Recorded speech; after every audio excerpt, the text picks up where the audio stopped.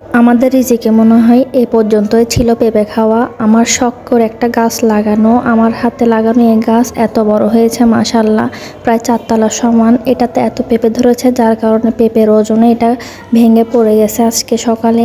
আমার এটা দেখার পর অনেক খারাপ লাগতেছে। কোনোদিন ভাবতে পারি না যে এরকম একটা পেঁপে গাছ এত বড় হবে, এত পেঁপে ধরবে মাশাল্লাহ।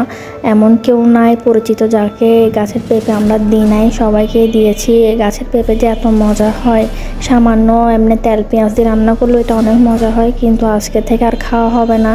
এত পরিমাণ ওজন হয়ে গেছে, এত ঝড় তুফানও পড়ে নাই, কিন্তু আজকে হুট করে নিজে নিজে ভেঙে পড়ে গেল। হাতে গোনা কয়েকজনের কাছে হয়তো এরকম একটা গাছ ধরে বা ফল হয়। এরকম ফল সাধারণত কোনো পেঁপে গাছে হয় না, যেরকম পেঁপে গাছে আমাদের ফলগুলো হয়েছে। আমাদের অসাবধানতার কারণে এই গাছটা ভেঙে পড়ে গেছে। যদি আমরা উপরের দিকটাও বেঁধে দিতাম হয়তো এরকম পড়ে ভাঙতো না। এরকম গাছ হয়তো দ্বিতীয়বার আর পাবো না, এটাই শেষ ছিল।